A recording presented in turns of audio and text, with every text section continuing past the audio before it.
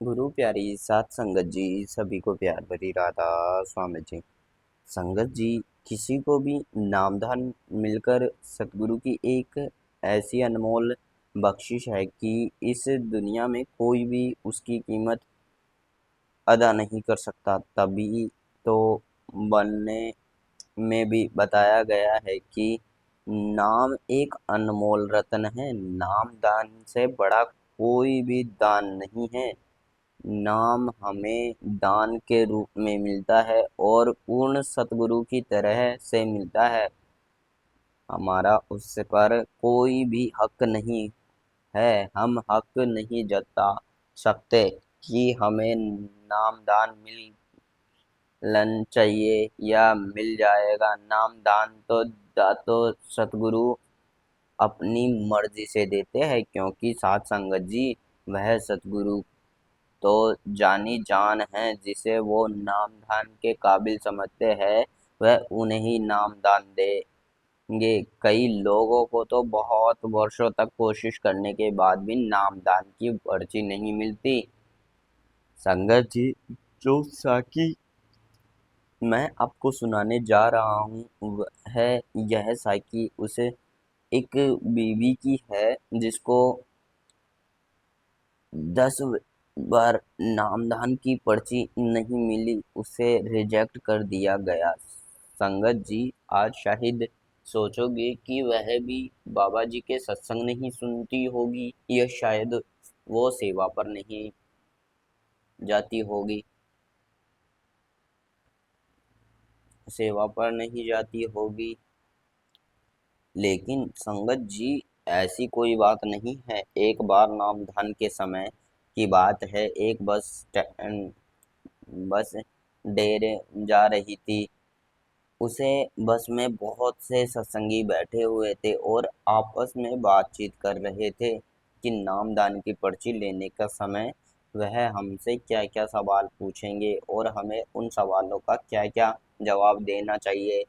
वह हम सब लोग आपस में सलाह कर रहे थे। बातों में रहते बातें करते रहते थे कि किसी सवाल का क्या जवाब देना है।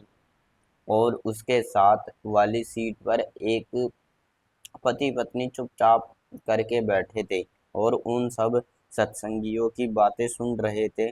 और जो पत्नी के साथ बैठा हुआ था उसका पति था, वह बोला तो कुछ नहीं रहा था, लेकिन उसकी बातें सुनकर मुस्कुरा रहा था, हंस रहा था। जो लोग नामदान की पर्चियों के लिए जा रहे थे वो बड़े हैरान हो गए कि यह हमारी बातें सुनकर हंस रहा है। उन्होंने उसे सत्संगी को राधा स्वामी जी बोलकर पूछा कि भाई, आज हमारी बात आप हमारी बातें सुनकर हंस क्यों रहे हो। तो उसे आदमी ने कहा कि मैं तुम पर हंस नहीं रहा, मेरे और मेरी पत्नी के साथ भी यह सब हुआ है। यह सब हमारे साथ भी हो चुका है, इसलिए मैं मुस्करा रहा हूँ। उन्होंने बताया कि आपको एक बात बताता हूँ कि जब मेरी शादी हुई थी ना, तो बहुत शराब पीता था। लेकिन मेरी पत्नी डेरे के साथ जुड़ी हुई थी। हमारी शादी के बाद मैंने शराब पीना तो छोड़ दी, लेकिन मैं काफी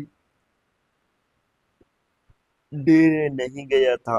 हमारी शहर में जो सत्संग होता था वहां मेरी पत्नी मुझे रविवार को सत्संग सुनने के लिए ले जाया करती थी। वह सेवा पर भी बहुत कम जाती थी और उसके बाबा जी के सत्संग भी बहुत सुनते थे। मेरी पत्नी ने मुझे नाम दान लेने के लिए राजी कर लिया था और कहा कि इस बार जब नामदान की पर्ची मिलेगी ना, तो आपको भी अपने साथ लेकर जाऊंगी और हम दोनों सतगुरु से नामदान लेंगे। फिर जब नामदान की पर्चियों के लिए मेरी पत्नी मुझसे अपने साथ लेकर गई तो रास्ते में ऐसे ही आप लोगों के तरह मुझे सर रास्ता समझाती रही कि किसी बात का क्या जवाब देना है और किस तरह से बात करनी है। और जब हम नामदान की लाइन में लगेंगे तो हम अलग अलग हो जाएंगे। तो नामदान की पर्ची नहीं मिली तो मैंने सोचा कि मेरी पत्नी को नामदान की पर्ची जरूर मिल गई होगी, लेकिन जब हम बाद में खड़े हुए तो उनको उसको भी नामदान की पर्ची ना मिली। वे बड़े हैरान हुए कि चलो, मुझे तो नामदान की पर्ची नहीं मिली, वो तो मन मा, मांग सकते हैं मान सकते हैं, लेकिन मेरी पत्नी को क्यों नहीं मिली। उन्हें बस मैं बैठे संगत को बताया कि हम हर बार नामदान की पर्ची के लिए जाते हैं रहते हैं। उसमें बताया मुझे कि तीसरी बार में नामदान की पर्ची मिल गई है। तीसरी बार में नामदान की पर्ची मिल गई है, लेकिन मेरी पत्नी को 10वें मुझे तो तीसरी बार में नामदान की पर्ची मिल गई है, लेकिन मेरी पत्नी को 10वें बार में नामदान की पर्ची न- ना मिली। उसे रिजेक्ट कर दिया गया। उसने बताया कि फिर 11वीं बार जाकर इसे नामदान की पर्चियां मिली। उसने कहा कि मैं इसलिए मुस्कुरा रहा हूँ, जितनी चाहे हम चतुराई कर जितना मर्जी हम चालाकियां कर लेकिन गुरु ने जिसे नामदान देना है, इसको देना है। यह नहीं है कि हम हम सेवा करते हैं, हमें बाबा जी के सत्संग सुनना है तो हमें नामदान की पर्चियां मिल ही जाएगी। नहीं सत्संगी, ऐसा नहीं होता। संगत जी, ऐसा नहीं होता। यह तो सतगुरु की मौज है। वह सतगुरु जिसे नामदान देना चाहेंगे, इसको नामदान देंगे। हमें तो भिखारी बनकर जाना है। चाहे उनके डेरे पर अगर सतगुरु हमें नामदान देने की बख्शिश करते हैं तो ठीक है, लेकिन अगर ना मिले तो हमें कोई गुस्सा या कोई शिकायत नहीं होनी चाहिए, क्योंकि नामदान तो सतगुरु की दौलत है। वह जिसे चाहे इस को दगे, हमारे कोई हक नहीं बता हक नहीं बनता। उसने कहा कि अब हमें अपने बच्चों के साथ उनके लिए नामदान की पर्चियों के लिए आए हैं। तो संगत जी, सतगुरु के डेरे पर हमारी भलाई कम नहीं आई। हम याद तो बहुत करें जाते हैं कि वहां पर इस बातों का यह जवाब देंगे, लेकिन वहां जाकर सब कुछ भूल जाते हैं और नामदान की पर्चियां उनसे ही मिलती है जिसे सतगुरु का नामदान के काबिल समझते हैं। तो उसे आदमी की बातें सुनने के बाद उसे बस में बैठे सत्संगी चुप हो गए और बाबा जी के शब्द गाने शब्द गाने शुरू कर दिए।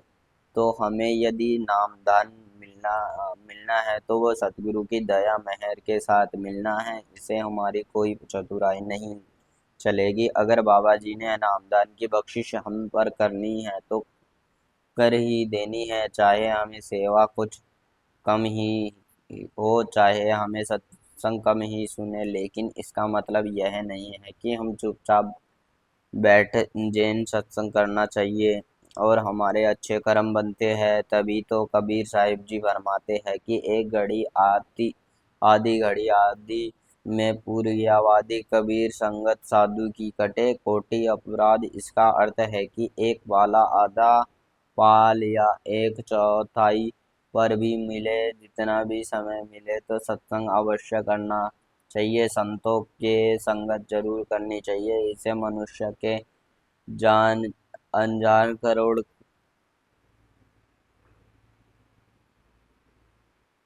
पाप नष्ट हो जाते हैं। संगत जी, अगर आपको सत्संग में जाते हैं तो हमें इस बात की समझ आई है कि क्या अच्छा है और क्या बुरा है। और संगत जी, सेवा करने से हमारा मन झुकना सीखना है।